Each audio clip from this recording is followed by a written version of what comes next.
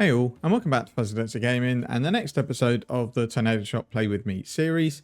This video is going to be quite a quick one because, as I mentioned in the last video, I'm getting to the stage now where every upgrade is super expensive and I need to decide what route I want to go. Do I want to target my Mageblood first? Do I want to go and get the Forbidden Jewels? So we'll go through the small upgrades I've made to the build, what I'm farming at the minute, and kind of what the next steps are in the playthrough. I am not getting a huge amount of time to play at the moment because I'm back in the office, so I don't get the time I used to when I worked from home to maybe have a quick half hour on lunch or before and after, so that's now travel time. So the days in general are longer for work, so I don't get as much time to play. But we'll go through what's happened since the last video. When I left off, I said I was going to try a Metamorph strategy, and it did work really well. It was about 7 to 8 divines an hour once you've sold all the loot, but you do get a lot of different varying types of loot, and that kind of put me off the strategy. So I only did that for about 5 or 6 hours, and then I canned it just because I was getting fed up with the selling aspect. Metamorph is really fun. It is rippy. I died a couple of times, and you have got the chance of getting some divine orbs from Tane's laboratory once you build your big Metamorphs at the end. It was fun, it worked, but it wasn't kind of my kind of playstyle, so we bin that. What I've done now is decided I want to grind for a Mageblood. So we'll go through the other upgrades that I've made before that. But a lot of the time from the last video into now is really just getting all my loot together and selling it. I have been very bad so far this league at actually selling a lot of the loot I get, unless it was for divines. So I had loads of essences, scarabs, eldritch currency, loads of different little currencies that I needed to sell. So I actually spent a whole day, like 3 to 4 hours in the evening, selling all the loot, because I was getting a bit depressed looking at my stash with like 140 divines when it felt like I'd earned a lot more. And then once I'd sold everything, we're sort of 250 divines plus, which makes it feel a bit better. Mageblood's now definitely in sight, so it gives me more motivation to carry on grinding. In terms of upgrades, we'll go through them very quickly. The POB is in the video description. I think I've made a couple of tweaks to like a few nodes on the tree, but nothing major. The only thing I've added in is a helmet with the Tornado Shop enchantment. I ended up having to pay 14 divines for the base, and that was with setting up a trade search to pick one up. I thought overall it is a big damage increase. It increases your clear speed, your single target. It's just overall an enchant you definitely want regardless of the cost, really. I've no idea if I've crafted this the best way.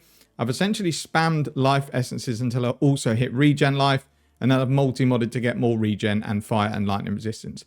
Likelihood is this will probably get recrafted and want to go to Mageblood because we won't need the mana cost of attacks.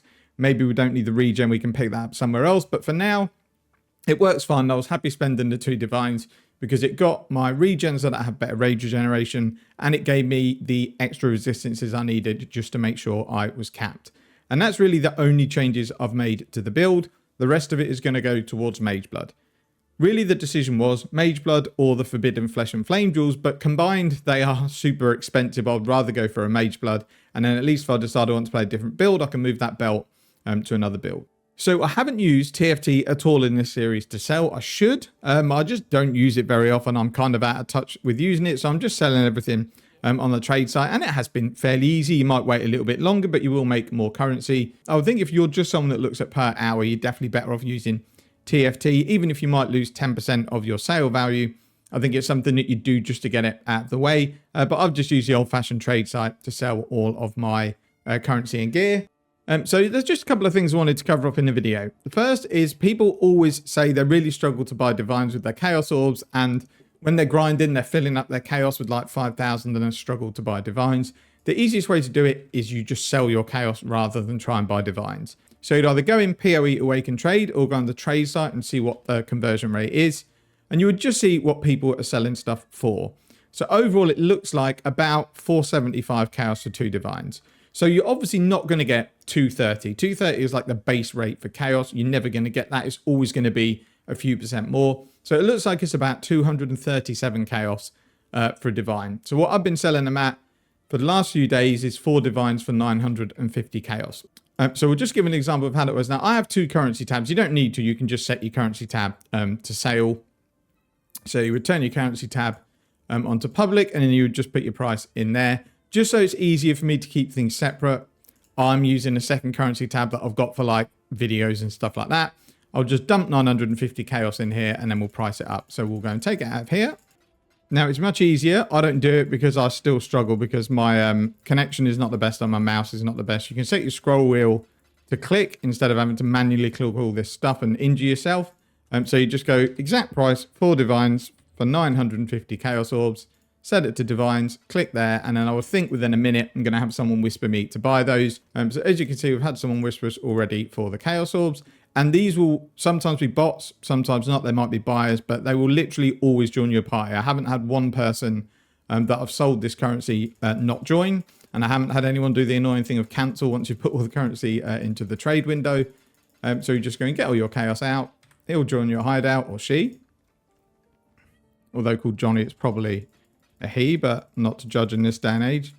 So then you just go and put your chaos in. As I say, if you set your scroll wheel to do an action, it's much quicker than doing this and much easier. I'm just lazy and haven't done it. So you just go in, transfer your 950 chaos, take your 4 divines, and that's job done. That's turned all of my chaos now into divine orbs. So I've now got 271 divines. And that's how I'm changing my chaos to divines. What this means is you don't necessarily have to worry about your strategy not actually bringing in raw divines or bringing in stuff that sells for divines. You sell for chaos. So as you can see, this guy said, have you got any more? Because he's just trying to buy chaos, whether that's for crafting. He might just be trying to turn it into some sort of flip. He might be using it for tons and tons of mapping strategies, or he might be a trader dealing with lots of other people. But overall, you'll easily sell your chaos for divines if you just price them competitively. Don't penny pinch on one chaos. It's not worth it overall because a lot of these people will have auto whisper set up for a specific threshold. If you're 1 chaos under that threshold, you might not get any whispers whatsoever, but you hit that threshold, you might get 2 to 3 traders, bots, whatever it is, auto whisper you, and then you can sell them straight away. And that makes your other strategies a bit easy because it doesn't matter if you've got stuff that might sell for chaos, you just turn it into divines. I just want to make sure when I'm doing a strategy that I've not got too many different types of things to sell because I don't particularly like trading and you sit in your hideout with maybe essences, scarabs, conqueror maps, invitations, things like that, loads of different things. You price them all up, it can get a little bit overwhelming because you'll have 6 to 7 trades maybe to do at the same time. So I like to keep what I can trade at a minimum. So because of that, the strategy I've picked, I've gone back to my boss rushing strategy, but I'm not selling the maps and invitations, I'm actually running them. So what that means at the end of it, I'm left with bulk messers and bulk dunes that sell super, super easy. I'm left with Maven Writs, which sell very, very easy in bulk, 4 divines, and I'm left with incandescent invitations that again sell very easily. Because I'm still running dunes and messer, I'm going to get the divination card that gives you 2 divine orbs. So over time, I'm going to get sets of those as well. It's not as profitable as selling all of your maps and invitations. I wouldn't have thought unless you get lucky, but I enjoy it more. It breaks up the boss rush in, and I know at the end of it, if I do a session for 3 to 4 hours, I'm going to be able to sell all of the loot I've got really quickly and just literally getting, say, 40 to 50 divine orbs, and that adds to my currency that I'm looking to get my Mageblood with. So that's kind of it for the video. This one is not a very long one. So what we'll do for the next session, apologies, my cat is very noisy if you're in the background, is the next video is going to be once I've ground the currency for Mageblood, bought my Mageblood, and we'll maybe include the roll in the flask and what sort of flask you want to go for on your Mageblood. It will obviously differ depending on what you need, but most of the time people will run similar flasks. And then it will be a case of then do on the grind for the forbidden jewels. And then it might even be something like, let's look for some juicy double corrupts and things like that, because I need to decide where I want the build to go from there. And then this build, you can just spend infinite currency on. Like my quiver, although it's good, the base isn't that great, the stats could be better. We can then maybe save 40 to 50 divines to craft an endgame quiver. We may decide that we want to save up and buy a mirror tier bow. There's loads of different things we can do. This is obviously an Ellie version. Do I decide, well, the coal conversion is much better for things like Sanctum. It scales higher, but it's super, super expensive. But we're still fairly early on in the league. We've probably got like maybe 2 months of the league left. So there's ample opportunity to get the currency to go coal conversion. So lots of different things I can do. And it all depends how motivated I stay to play this build and the game in general. So that's it for the episode. Thank you very much for watching. Take care and see you in the next one.